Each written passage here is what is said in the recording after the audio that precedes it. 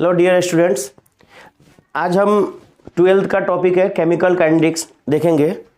सबसे पहले इसका एक ओवरव्यू हम दे देते हैं। केमिकल काइनेटिक्स में पढ़ना क्या क्या है। तो एक्चुअली केमिकल काइनेटिक्स को हम टोटल 3 पार्ट में डिवाइड करेंगे। एक है रेट ऑफ रिएक्शन, सेकेंड है factor affecting rate of reaction and third part is mechanism of reaction.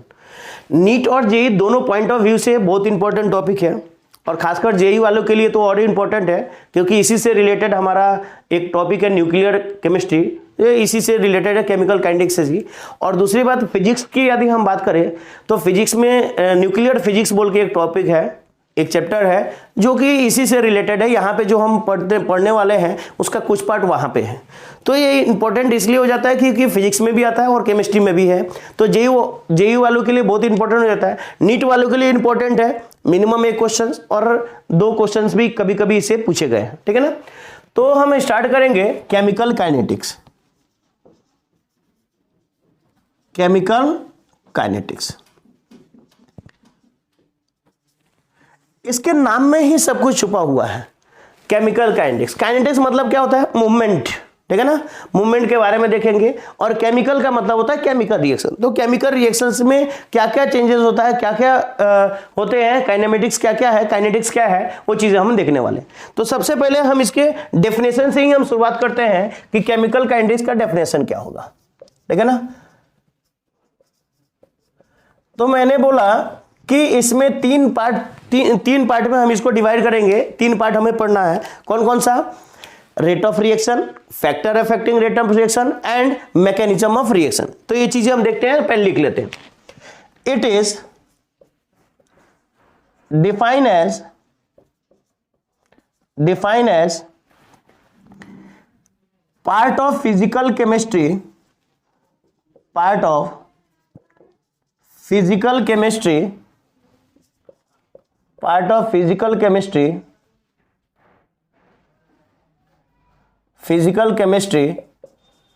which deals about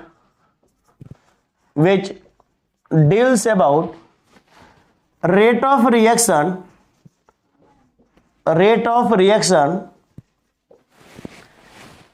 comma factor affecting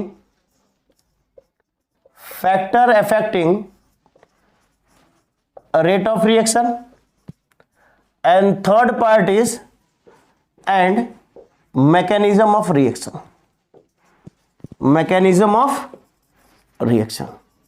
ठीक है ना। इसके डेफिनेशन में ही सब कुछ छुपा है। क्या क्या है? First part is rate of reaction, second part is factor affecting rate of reaction and third part is mechanism of reaction, ठीक है ना। तो हम सबसे इसके पहला पार्ट रेट ऑफ रिएक्शन है स्टार्ट करते हैं, ठीक है ना। तो रेट ऑफ रिएक्शन के रेट के बारे में पढ़ने से पहले हम देख लेते हैं कि रेट होता क्या है। What is rate? देखिए, अभी मैं चल रहा हूं, अभी मेरे पोजीशन टाइम के अकॉर्डिंगली मेरा क्या हो रहा है, पोजीशन में चेंज हो रहा है, ठीक है ना। तो इसको हम क्या बोलेंगे? Change in position with respect to time. इसी को हम क्या बोलते हैं? रेट। जैसे change in anything with respect to time is known as rate, ठीक है ना। Change in distance with respect to time velocity हो गया। Change in anything with respect to time is known as rate. तो हम लिखेंगे definition, it is define as change in any quantity with respect to time is known as rate. Rate क्या होगा? Change in any quantity with respect to time. तो हम लिखेंगे rate is equal to change in any quantity upon time. Change in any quantity upon time, यही क्या कहलाएगा? हमारा rate कहलाएगा, ठीक है ना। लेकिन हमें रेट किसका पढ़ना है? रिएक्शन का। तो हम लिखेंगे rate of reaction. Rate of reaction. तो रेट ऑफ रिएक्शन क्या हो जाएगा, चेंज इन रिएक्शंस, रिएक्शन में चेंज, तो चेंज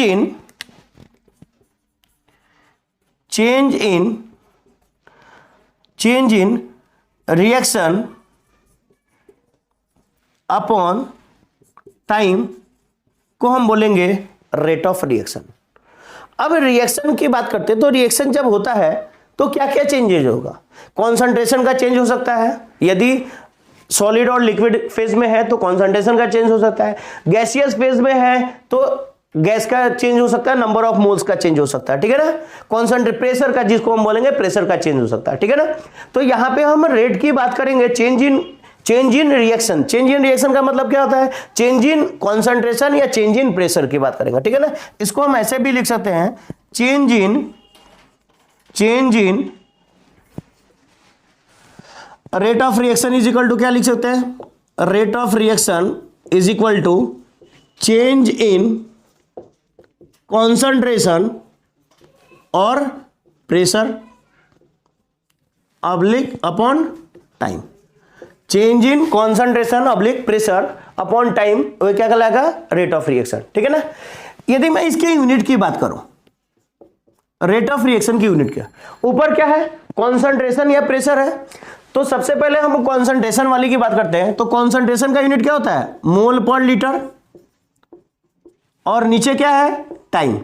इसको हम कैसे लिख सकते हैं, मोल लीटर इनवर्स और टाइम इनवर्स, ठीक है ना। या इसको आप ऐसे भी लिख सकते हो, mole upon litre into time inverse. This is the unit of rate in terms of concentration, ठीक है ना। जब प्रेशर की बात करेंगे तो क्या हो जाएगा, unit of rate in terms of pressure, in terms of pressure. जब प्रेशर होगा तो प्रेशर का यूनिट क्या होता है, एटीएम। तो हम क्या लिखेंगे, ऊपर आ जाएगा एटीएम और नीचे आ जाएगा time, that means ATM time inverse.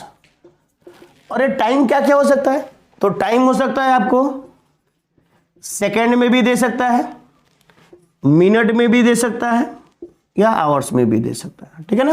ये कोई भी यूनिट हो सकता है। कॉन्सेंट्रेशन के टर्म में होगा तो मोल पर लीटर या कॉन्सेंट्रेशन टाइम इनवर्स, और ये जब प्रेशर के टर्म होगा तो एटीएम टाइम इनवर्स।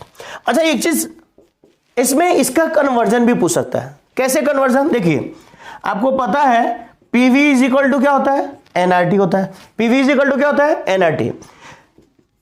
मैं इसको ऐसा भी लिख सकता हूं, यदि वॉल्यूम यहां पे मल्टीप्लीकेशन में जब दूसरे इक्वल के दूसरे साइड आएगा डिवीजन में हो जाएगा, तो क्या हो जाएगा, एनआरटी अपॉन वी, और n upon V moles upon volume को हम क्या बोलते हैं, कॉन्सेंट्रेशन। तो इसको हम बोल सकते हैं P is equal to C into R two. C का मतलब क्या है, कॉन्सेंट्रेशन है, तो P is equal to C R T. अब देखिए क्या हो गया, actually P is equal to C R T.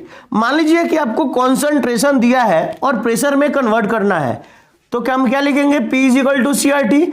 R T से क्या करेंगे, कॉन्सेंट्रेशन को मल्टीप्लाई कर देंगे, कॉन्सेंट्रेशन को आरटी से मल्टीप्लाई कर देंगे तो हमें किस में मिल जाएगा, प्रेशर के टर्म में। या आरटी को इधर हम लेके आते हैं तो क्या हो जाएगा, P अपॉन आरटी, और P अपॉन आरटी क्या मिलेगा, कॉन्सेंट्रेशन। मतलब यदि प्रेशर को हमें कॉन्सेंट्रेशन के टर्म में कन्वर्ट करना है तो आरटी से डिवाइड कर देंगे, और यदि कॉन्सेंट्रेशन को प्रेशर के टर्म में बदलना है तो आरटी से मल्टीप्लाई कर देंगे। तो एक कन्वर्जन भी आपसे पूछ सकता है कि रेट ऑफ रिएक्शन, आपने रेट कैलकुलेट किया, वो कॉन्सेंट्रेशन मोल पर लीटर में आएगा, लेकिन आपसे बोल दिया कि मैं एटीएम के टर्म में कैलकुलेट करो, तो ऐसे हम उसको क्या करेंगे, आरटी से डिवाइड कर देंगे।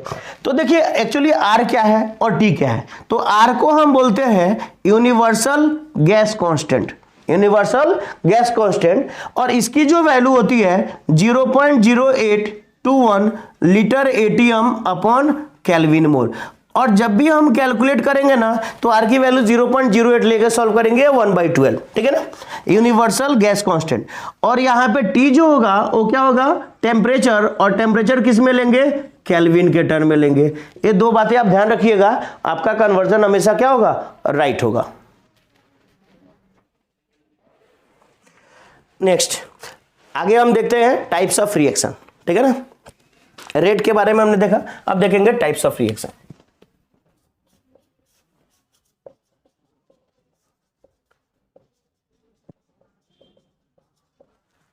ये रेट रिएक्शन का हम जो टाइप देख रहे हैं किसके बेसिस पे देख रहे हैं?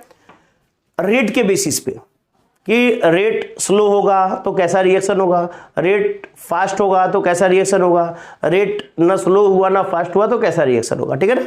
तो इसके बेसिस पे हम जब रिएक्शन को क्लासिफाई करते हैं तो 3 तरह का होता है। कौन कौन सा? फर्स्ट होता है very fast reaction, very fast reaction, या इसको बोलते हैं इंस्टेंटेनियस रिएक्शन भी बोलते हैं, इंस्टेंटेनियस रिएक्शन। इसके नाम में ही आपको दिख रहा है इंस्टेंटेनियस, मतलब क्या हुआ? इंस्टेंट ऑफ टाइम में हो जाए, जल्दी से हो जाए, ऐसे रिएक्शन को क्या बोलते हैं? इंस्टेंटेनियस रिएक्शन बोलते हैं, ठीक है ना। तो देखिए डेफिनेशन क्या होगा? Those reaction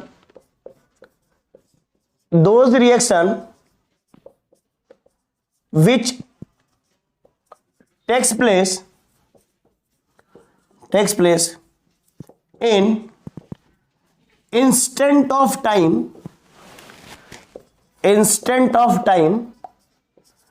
or fraction of time, मतलब ऐसा रिएक्शन जो जल्दी से हो जाए, फ्रैक्शन ऑफ टाइम मतलब बहुत फास्ट रिएक्शन हो जाए, तो ऐसे रिएक्शन को हम क्या बोलेंगे? Very fast. Those reaction which takes place in instant of time और fraction of time is known as very fast reaction, very fast reaction, ठीक है ना। जो जल्दी से हो जाए उसको क्या बोलेंगे? Very fast reaction. अब ये बात आती है कि कौन से रिएक्शन जो होंगे वो फास्ट रिएक्शन होंगे। तो इसके एग्जांपल देख लेते हैं। जितने भी आयनिक रिएक्शन होते हैं, आयनिक रिएक्शन का मतलब क्या होता है? Formation of ion. जितने भी आयनिक रिएक्शन होंगे वो सबके सब क्या होंगे? Fast reaction. तो हम लिख लेते हैं all ionic reaction are very fast reaction, very fast reaction. जितने भी आयनिक रिएक्शन होंगे सबके सब क्या होंगे? फास्ट रिएक्शन होंगे। और कौन से एग्जांपल हो सकते हैं जो फास्ट होते होंगे? तो दूसरा example neutralisation reaction, neutralisation reaction. कौन से न्यूट्रलाइजेशन रिएक्शन? पहले न्यूट्रलाइजेशन रिएक्शन होता क्या है? तो एसिड बेस रिएक्शन को बोलते हैं न्यूट्रलाइजेशन रिएक्शन। कौन से न्यूट्रलाइजेशन होंगे? तो बहुत तरह के होते हैं। उसमें हम सबसे पहले दिए स्ट्रॉन्ग एसिड और स्ट्रॉन्ग बेस। SA का मतलब होता है स्ट्रॉन्ग एसिड, और स्ट्रॉन्ग बेस रिएक्शन जो होगा, ये जो न्यूट्रलाइजेशन रिएक्शन होगा बहुत फास्ट रिएक्शन होगा। अब इनके अलावा जो होता है ना, वो क्या होता है? एक्चुअली रिवर्सिबल इन नेचर के होते हैं, और ये होता है इरिवर्सिबल नेचर का होता है, इसलिए फास्ट होता है। और बाकी के क्या होते हैं? स्लो होते हैं, उसमें रिवर्सिबल रिएक्शन हो जाता है, ठीक है ना। सेकेंड है very slow reaction. Second reaction है very slow reaction.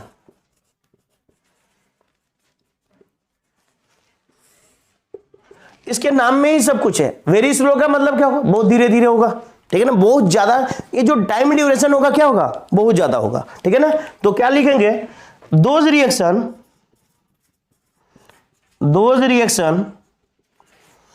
which takes place in long duration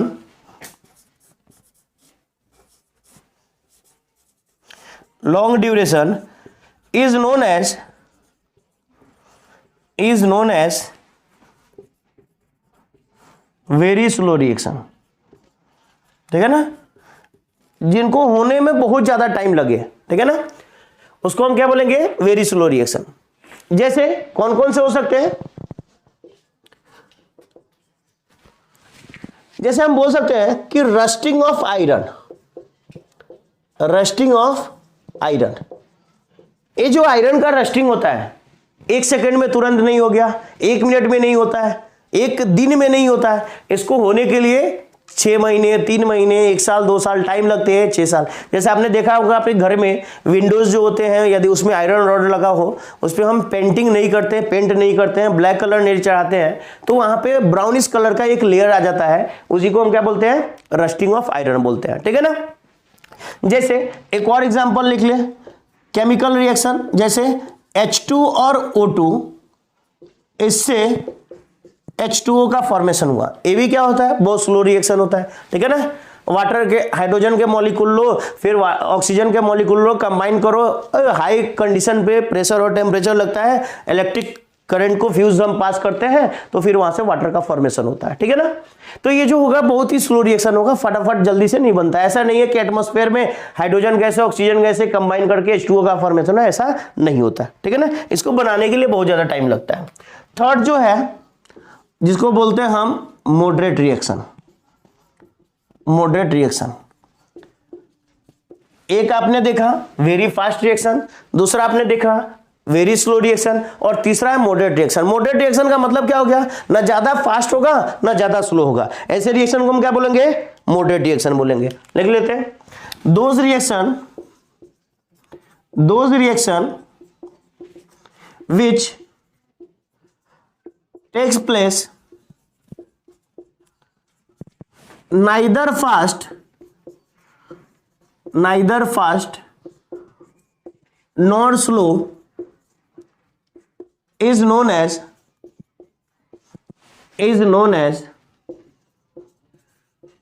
moderate reaction,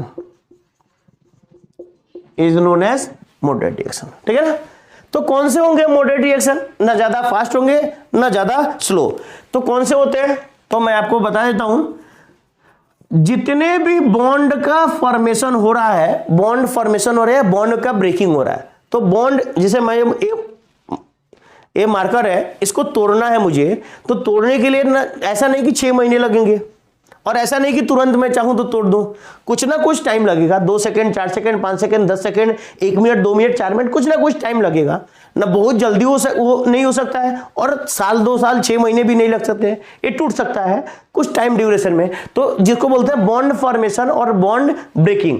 तो बॉन्ड ब्रेकिंग और बॉन्ड फॉर्मेशन जो भी जहां पे भी हो रहा, वहां पे हम उस रिएक्शन को क्या बोलते हैं, मॉडरेट रिएक्शन बोलते हैं। तो लिखेंगे बॉन्ड फॉर्मेशन एंड बॉन्ड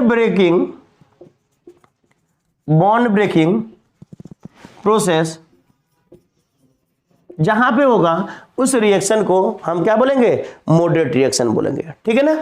जहां पे बॉन्ड का फॉर्मेशन हो रहा है, जहां पे बॉन्ड का ब्रेकिंग हो रहा है, उस रिएक्शन को क्या बोलेंगे, मॉडरेट रिएक्शन।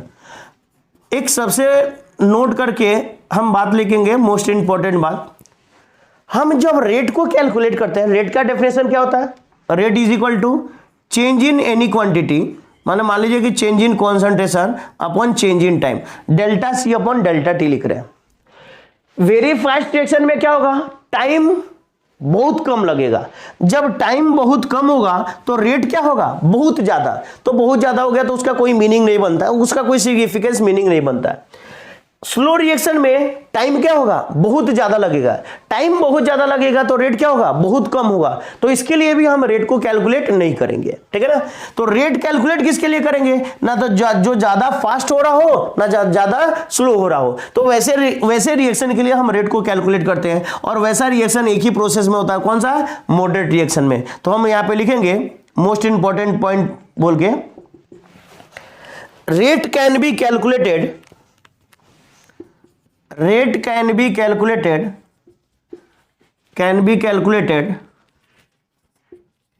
in moderate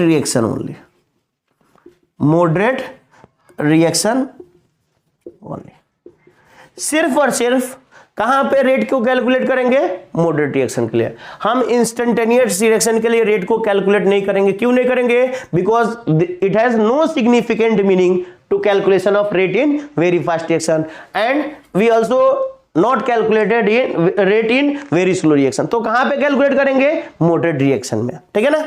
चलिए जल्दी से नोट डाउन कीजिए, हम आगे बढ़ेंगे। अब हम देखेंगे टाइप्स ऑफ रेट। ठीक है ना, कितने तरह के रेट हैं। तो सबसे पहले हम लिखते हैं types of rate.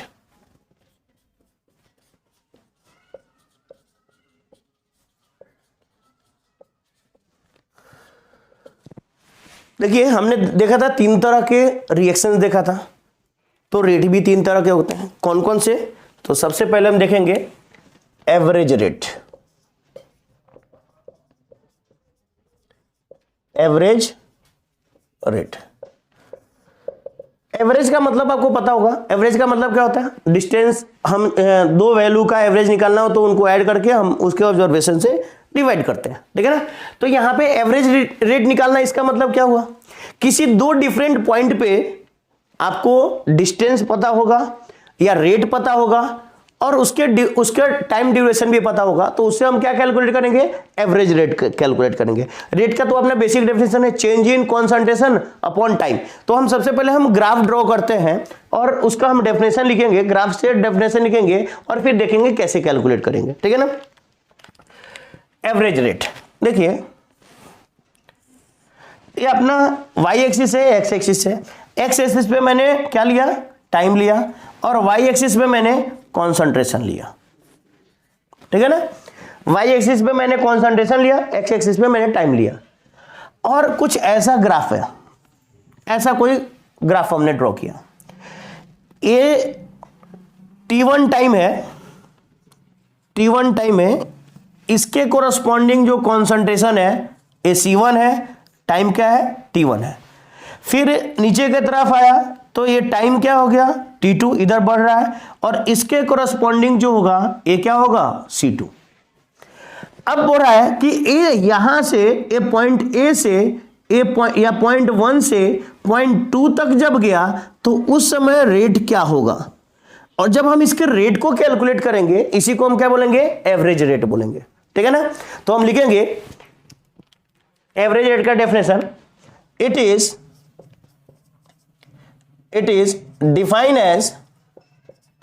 defined as rate between two different point is known as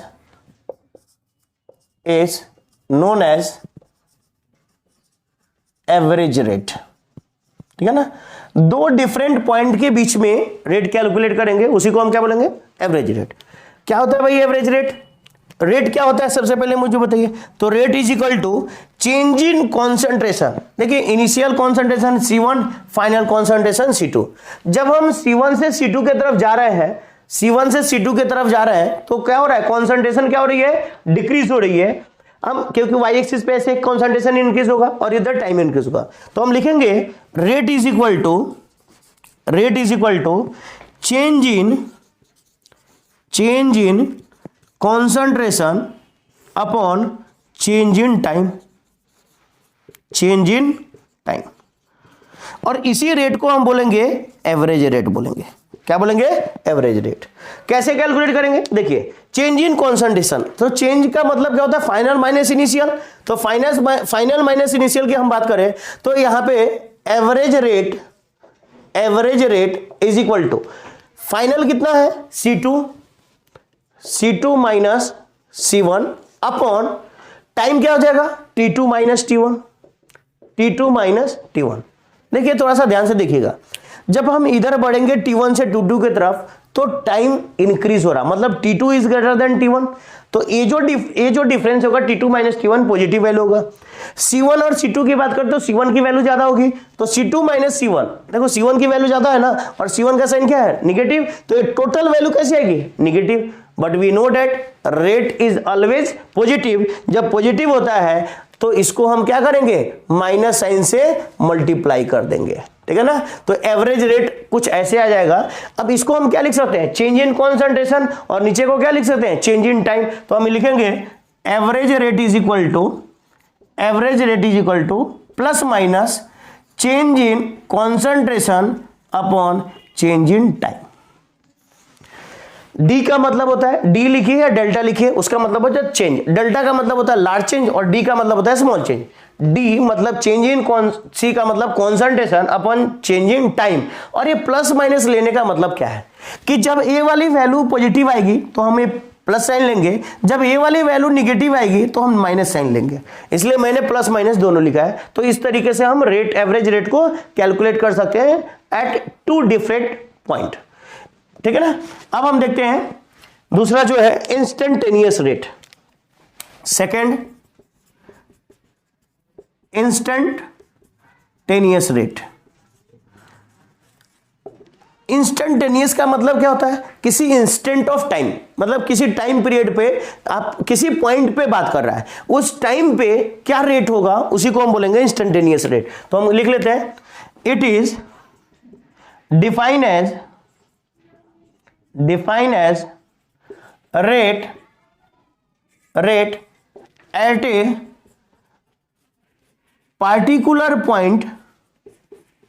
particular point is known as instantaneous rate. Instantaneous rate किसी पार्टिकुलर इंस्टेंट ऑफ टाइम पे, ठीक है ना। तो इसके लिए भी हम लिखेंगे रेट, कौन सा रेट?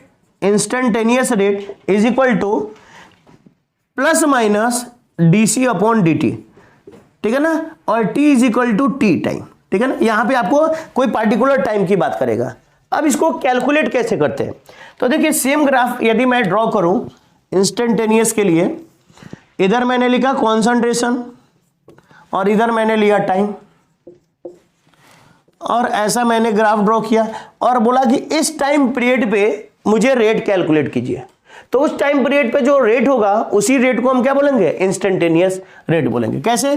देखिए क्या होगा, इस पॉइंट पे हम एक टेंजेंट ड्रॉ करेंगे। जब टेंजेंट ड्रॉ करेंगे तो कुछ इस तरीके से इंटरसेक्ट कर, इसको टच करते हुए जाएगा, इस पॉइंट को टच करेगा और कॉन्सेंट्रेशन वाले को एक जगह इंटरसेक्ट करेगा और टाइम वाले को एक जगह इंटरसेक्ट। इनिशियल टाइम यहां पे क्या होगा? 0 0, कॉन्सेंट्रेशन भी 0 और रेट भी 0 होगा, टाइम भी 0 होगा, ठीक है ना। और इस टाइम पे यदि हमें निकालना है, ये जो टाइम है इस टाइम को हम बोल रहे हैं टी टाइम। तो टी टाइम पे यदि हमें रेट निकालना है तो क्या लिखेंगे? Rate at t is equal to change in concentration upon change in time. और ये इंपॉर्टेंट है, यहां पे कौन से टाइम पे आप कैलकुलेट कर रहे हो कॉन्सेंट्रेशन, उसको यहां पे नोट डाउन करना जरूरी है। जैसे यहां पे टी टाइम पे इसलिए मैंने t is equal to T time, ठीक है ना। तो इस तरीके से आप क्या कर सकते हो? रेट को कैलकुलेट कर सकते हो। और जो रेट मिलेगा क्या मिलेगा? इंस्टेंटेनियस। इन दोनों में डिफरेंस क्या है? आप बोलोगे सर यहां पे भी plus minus DC upon dt लिखा, यहां पे भी plus minus DC upon dt लिखा, फिर दोनों में क्या डिफरेंस है? तो ये किसी पार्टिकुलर टाइम पे बोल रहा है और ये क्या बोल रहा है? दो डिफरेंट टाइम इंटरवल के बीच में बोल रहा है। ये दो डिफरेंट टाइम इंटरवल के बीच में है और एक किसी पार्टिकुलर टाइम पे है, इसलिए इसको बोलते हैं इंस्टेंटेनियस रेट और इसको बोलते हैं एवरेज रेट। और तीसरा जो है अपना इनिशियल रेट, थर्ड जो है इनिशियल रेट। ये इनिशियल रेट क्या होता है? इनिशियल रेट होता है कि तब t is equal to 0 time पे आप रेट जो कैलकुलेट करोगे उसी को क्या बोलेंगे? Initial rate. डिफाइन कैसे करेंगे? Rate which is at initial or t is equal to 0 is known as initial rate, ठीक है ना। अब इसको कैसे कैलकुलेट करो? देखिए आपको कॉन्सेंट्रेशन और टाइम अपने टर्म में दिया रहेगा, मतलब C मतलब कॉन्सेंट्रेशन और T मतलब टाइम। उसको क्या करेंगे हम? कॉन्सेंट्रेशन को टाइम के रिस्पेक्ट में उसका डेरिवेटिव निकालेंगे। जैसे एक एग्जांपल के, एक कॉन्सेंट्रेशन दिया हुआ है 5 + 5t² + 5 + 7। C का मतलब है, C इज इक्वल टू क्या है? कॉन्सेंट्रेशन, और T इज इक्वल टू क्या है? Time in second. तो बोला हुआ है कि कैलकुलेट इनिशियल रेट। क्या बोला हुआ है? कैलकुलेट इनिशियल, इसका इनिशियल रेट निकालिए। तो अभी देखिए कॉन्सेंट्रेशन दिया है, टाइम के रिस्पेक्ट में दिया है, हमें इनिशियल रेट निकालना है। तो क्या करेंगे? तो इनिशियल रेट का मतलब होता है change in concentration with respect to time. तो हम change in concentration with respect to time करेंगे तो इसको बोलेंगे derivation of concentration with respect to time, और इसका डेरिवेटिव निकालेंगे तो कांस्टेंट की वैल्यू कितनी हो जाएगी 0, कांस्टेंट का डेरिवेटिव 0। अब ये क्या हो जाएगा, ये 2 इधर मल्टीप्लाई 5 2 से कितना हो जाएगा 10 हो जाएगा, और ये क्या हो जाएगा 0, ये भी 0 हो जाएगा। 70 कर लेते हैं यहाँ पे 70, तो इसका कितना हो जाएगा 7 हो जाएगा। अब ये तो हमने सिर्फ डिफरेंशिएट किया, डिफरेंशिएशन निकाला। हमें क्या पूछा इनिशियल टाइम, मतलब यहाँ पे हम क्या पुट करेंगे dc/dt at t is equal to 0। जब 0 टाइम पे पुट करेंगे, t के जगह पे 0 पुट करेंगे तो ये क्या मिलेगा 0 plus 10 into 0 plus 7 that is equal to कितना 7। और देखिए क्या पूछा हुआ है, c मतलब कॉन्सेंट्रेशन और t मतलब टाइम इन सेकंड। तो कॉन्सेंट्रेशन का यूनिट क्या होता है मोल पर लीटर, या इसको बोलेंगे मोलार, और टाइम किस में दिया हुआ है सेकंड में, तो सेकंड इनवर्स। तो आपका रेट मिलेगा 7 मोलार सेकंड इनवर्स। मोलार का मतलब क्या है देख लीजिए, मोल पर लीटर को हम क्या बोलते हैं मोलार भी बोलते हैं, ठीक है ना। तो मोल पर लीटर लिखिए या मोलार लिखिए, तो यहाँ पे कॉन्सेंट्रेशन है, रेट है, तो रेट हमें कॉन्सेंट्रेशन का टर्म में निकालते तो मोलार अपॉन टाइम, मोलार का मतलब हो गया मोल पर लीटर, तो मोल पर लीटर अपॉन टाइम, टाइम हमें सेकंड में चाहिए, तो आपका आंसर हो जाएगा 7 मोलार पर सेकंड, ठीक है ना। जल्दी से नोट डाउन कीजिए फिर हम आगे बढ़ेंगे। चलिए नेक्स्ट हम देखेंगे rate in terms of stoichiometric coefficient, ठीक है ना। रेट के बारे में देखेंगे।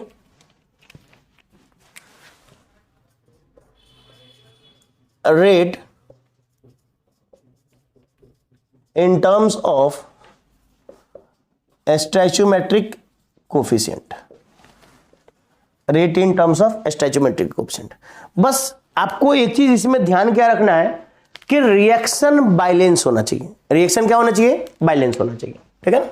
जैसे एक में एग्जांपल से इसको देखते हैं, M1A है, M2B है, गिव्स आउट N1C है प्लस N2D है, ठीक है ना।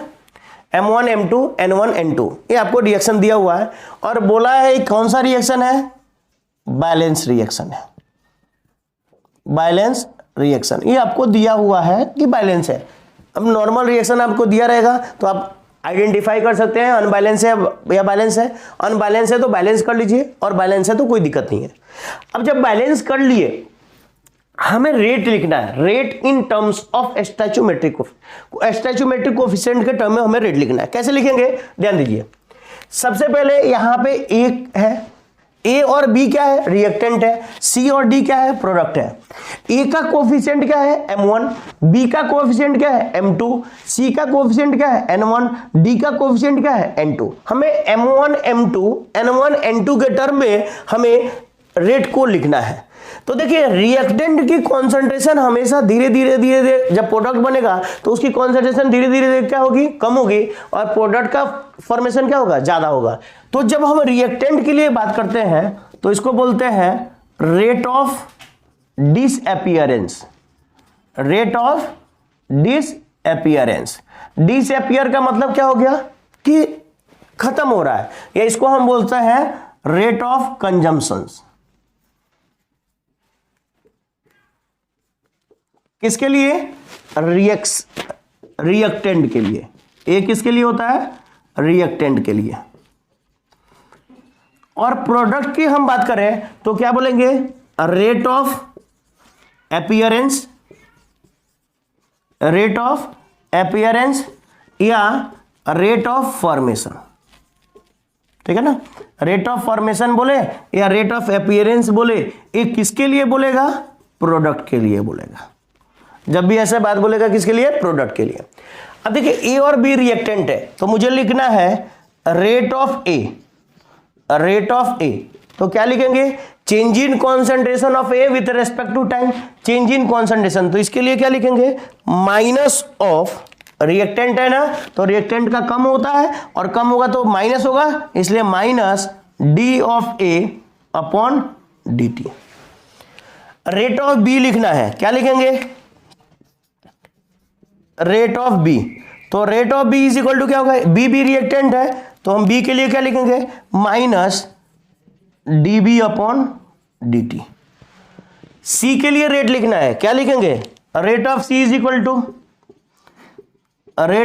Equal to change in concentration of C।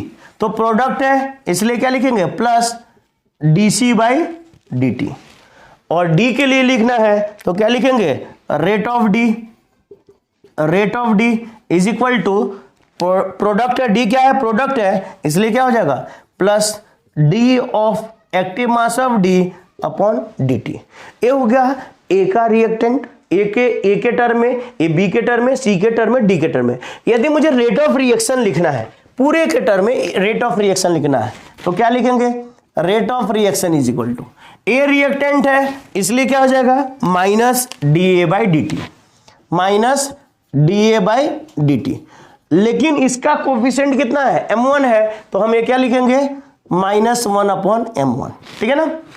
B reactant है, इसके लिए क्या लिखेंगे? That means 1 upon -1 upon m2 d of B upon d t. और इसका रेट इक्वल होगा सी के। सी कितना है? सी का क्वेश्चन कितना है? n1, और प्लस होगा तो 1 upon n1 d of C upon d t. और ये किसके इक्वल होगा? इसके, तो plus 1 upon n2 d of D upon d t. इसका मतलब क्या समझ में आया? कि रेट ऑफ रिएक्शन जो है वो कोफिशिएंट पे डिपेंड कर रहा है, और रेट ऑफ पार्टिकुलर रिएक्टेंट और product, particular species does not depend upon coefficient. इसको पहले हम लिख लेते हैं नोट करके। Rate of reaction depend on stoichiometric coefficient of balance reaction, but rate of particular species का मतलब क्या हो गया? Reactant and product does not